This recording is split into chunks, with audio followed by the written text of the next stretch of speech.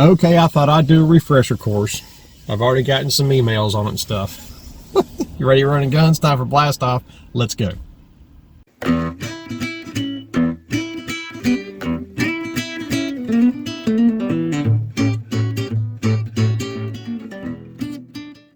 Hey guys, Todd here with you. Welcome back to Bassin 101. Truck talk of the day. Spool it on right. Spinning reels, man.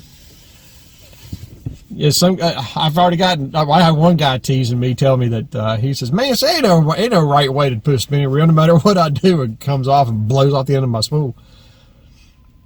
One thing you guys have to remember when you're loading a spinning reel, I don't care if it's braid, overrated fluorocarbon, or mono,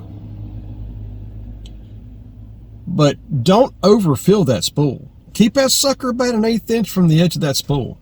You don't need to over sing that sucker, because if it does, it's going to start singing. And you ain't going to like a tune. So what I do, and I wouldn't say braid is not as important, because believe it or not, I have gotten blowouts on braid. Because I didn't think that there'd be an issue in it. Oh, there is. So let's start with braid. First off, when I load a spinning reel up, I only run it through the very first stripper guide. That's it. I don't run it all the way down the rod, all the way to, no, First stripper guide. Because that's the least amount of contact before it gets to your spool, okay? Lay your spool flat on the floor, or tabletop, whatever. Get you a damp cloth, whether it's paper towel, whatever. Start cranking a few times. Lower it down to see if there's any twist in the line. Normally with braid, there isn't. You might see more of a curl than the other side, but I've never really seen a twist. But flip it over and try it again, just make sure. And whatever side you think is best, go ahead and wind it on. Now, this is when you take it out in the backyard, or you find somewhere that you can let out a cast length of line, if not a little bit more. Again, apply that pressure. This is when you're going to run it through all the guides. Put all that pressure on it, start cranking it back on there. Now with braid, I like to do it a couple times, because you want to make sure if there is any twist in that braid, you get it out. Okay? And then you're good to go from there. Fluorocarbon, I'm not even going to fool with that, because I have yet to find a fluorocarbon that works on a spinning rod, and I don't even use fluorocarbon anymore. Anyway, so you're on your own with fluorocarbon. I mean, these techniques will probably work for it, I'm sure. But I hate fluorocarbon on a spinning rod. Now, as far as mono, you're doing the same thing. The first guide, start cranking it. If the line lays there, or if the line's kinked, either one, flip it over just to make sure. You always want to double check.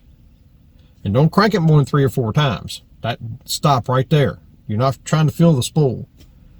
So whichever does not have a line twist, again, with the pressure with the damp cloth, go ahead and put it on, because the damp cloth keeps the friction from getting into the line and will force the line to twist as you're bringing it through. And the cloth kind of cools it down a little bit, because you're going to be applying a little bit of pressure on this thing. You're trying to get the sucker to twist, okay, or untwist. And when you get all that on, again, find somewhere where you can let out a cast, set the reel down, the rod and the reel, run through all the guides, and just start walking away from it about a cast length or a little bit more. Come back and put that in there again. Now, what not braid, but what mono will do, once you get it cranked on there, bring it all the way back to the reel. Don't stop at the rod tip. Bring it all the way back to the reel. Then put the line back through all the guides again, and then look at it and see if that line is just laying through those guides. If it still has a little twist to it, walk it out one more time. But guys, I'm telling you, this fixes the line twist problem. And it keeps the blow-ups to a bare minimum, if any. You should always pay attention to your spinning reel. Any slight change in noise as you casting off that spool, check it. Because if you don't, the next couple of casts, you won't get a blowout, but you'll get a couple little kinky poos in that thing. And next thing you know, you see 2 or 3 spools coming off that thing, and they're all tied up in a knot. So don't do that. So anytime you hear the slightest change in sound on the cast, check that spool. I'm telling you, it'll save you a headache. And by all means, please use line and reel magic. It'll help keep that down to a minimum. But guys, that's the best way I have learned to load up a spinning reel. And